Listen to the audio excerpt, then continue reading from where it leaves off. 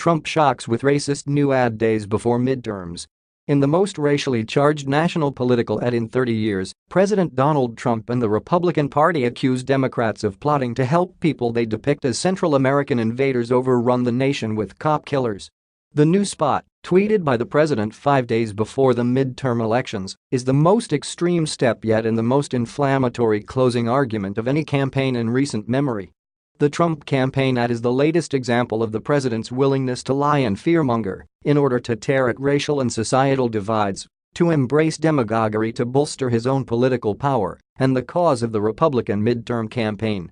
The ad produced for the Trump campaign features Luis Bracamontes, a Mexican man who had previously been deported but returned to the United States and was convicted in February in the slaying of 2 California deputies. "I'm going to kill more cops soon," a grinning Bracamontes is shown saying in court as captions flash across the screen reading "Democrats let him into our country. Democrats let him stay." The ad recalls the notorious Willie Horton campaign ad financed by supporters of the George H.W. Bush campaign in the 1988 presidential election. Horton was a convicted murderer who committed rape while furloughed under a program in Massachusetts, where Democratic nominee Michael Dukakis was governor. The ad has since come to be seen as one of the most racially problematic in modern political history since it played into white fear and African American stereotypes. It was regarded at the time as devastating to the Dukakis campaign.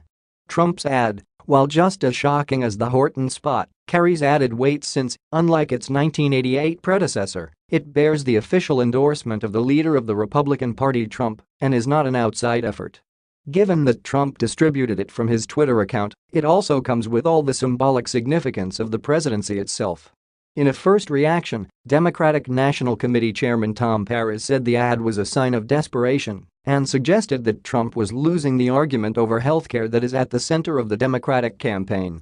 "This is distracting, divisive Donald at his worst," Perez said on CNN's Cuomo Primetime.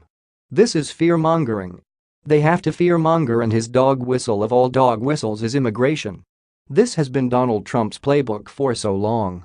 Family unification to invasion."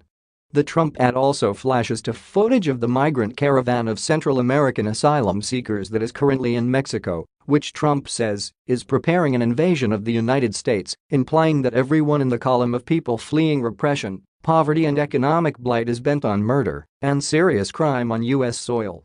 "Who else would Democrats let in?" a caption asks. A source close to the White House told CNN's Jim Acosta that the web ad was produced by Jamestown Associates for the Trump campaign for the midterms and was designed to fit into Trump's broader immigration push and to change the argument from family unification to invasion. "It's clearly working. We are all talking about it, and not healthcare," the source said. Trump has repeatedly warned that the caravan is laden with criminals or also includes Middle Eastern terrorists. He has offered no evidence for such claims, however, and even admitted last week there is no proof to support them. The president has also often used racially suggestive rhetoric in his tweets and launched his presidential campaign in 2015 with a tirade against Mexicans. But he accuses the media, which points out his frequent falsehoods and flaming rhetoric, of being to blame for national divides. Controversy over the new ad is certain to explode across the final days of the election, in which polls suggest Democrats could take back the House of Representatives, but Republicans could keep or even expand their Senate majority. The new campaign ad was the culmination of a day on which the president staked out ever more extreme positions. He took advantage of his role as commander-in-chief to promise to triple the number of troops to 15,000 that he has pledged to send to the southern border to repel the caravan, which is still hundreds of miles away. He also made a dubious claim of presidential power to reinforce his vow to change the Constitution on his own to end birthright citizenship that is guaranteed by the 14th Amendment. A sign of weakness, Trump's combustible strategy is coinciding with an energetic final campaign swing featuring 11 rallies that opened in Florida on Wednesday night. His increasingly inflammatory tactics are allowing him to refocus next Tuesday's election on his chosen issues after a week of serial bombings and shootings that drowned out his closing argument. Still, Democrats are increasingly confident 5 days out that they will take back the House, which they lost in the 2010 midterms.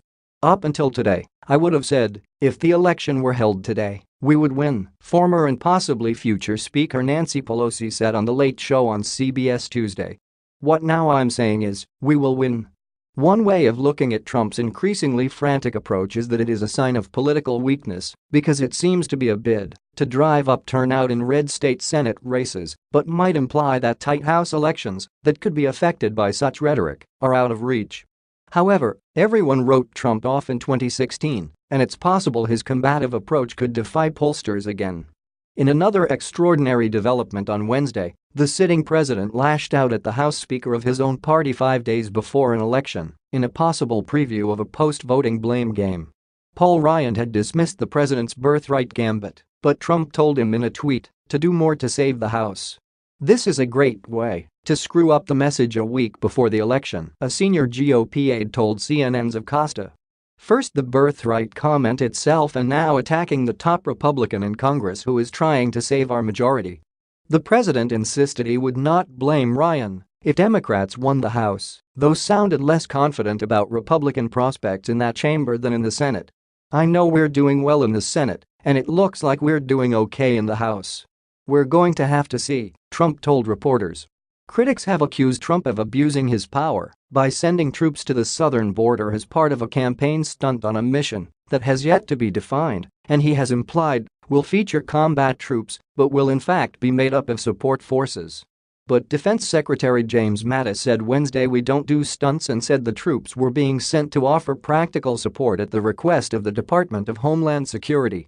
However, Democratic Representative Jackie Speier of California accused Trump of squandering taxpayer funds in a desperate bid to buy votes and predicted the American people would see through the plan.